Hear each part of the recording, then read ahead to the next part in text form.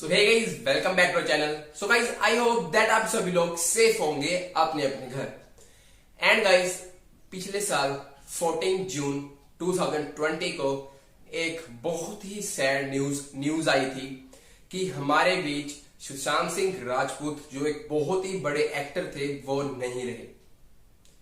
Guys, वो news सुन के बहुत ज्यादा मुझे दुख हुआ था, क्योंकि गाइस मेरी MS धोनी फेवरेट है, जो बैट्समैन MS धोनी फेवरेट है, और उनकी पिक्चर उन्होंने उसमें उसकी MS धोनी की पिक्चर में उन्होंने प्ले रोल किया था।